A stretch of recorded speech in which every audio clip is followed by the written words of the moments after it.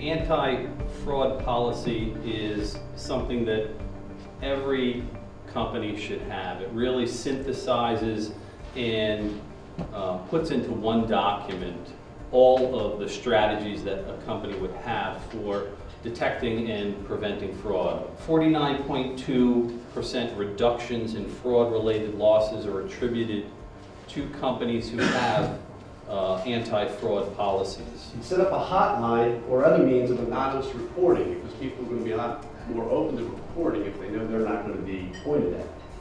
Maybe a simple suggestion box, and tips are consistently the most common detection method. 40% of all fraud cases were detected by a tip, and nearly half of those were from employees. A forensic engagement I was involved in dealt with a human resource director who was reinstating terminated employees and had the payroll direct deposited to his account and to debit cards. The fraud was detected by an employee tip. One of the terminated employees called and said, "What happened to my last paycheck?" The payroll clerk looked it up and said, "Well, it was direct deposited to your account." The employee said, "I don't have a bank account." The fraudster was just too greedy. He jumped the gun and he got caught, but not soon enough. The payroll service, after receiving the tip, did some more research and found that over 30 employees had direct deposits to the same account number.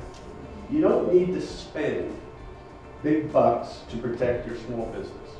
A code of conduct, a fraud policy, management review policies, training programs can be implemented with relatively little cost. It sets the tone for the company by encouraging an anti-fraud culture, importantly from the top down. It's important that the employees know that this message is coming from the very top of the company, and it's that part of the company that expects them to behave appropriately. So in summary, there isn't an internal control system in the world that's going to make you immune to fraud. Because where there's a will, there's a way. The key is to limit and control the extent of any one person's actions so that you can detect when things go awry. Strong internal controls, segregation of duties, along with the tone at the top, are the best possible ways to prevent fraud.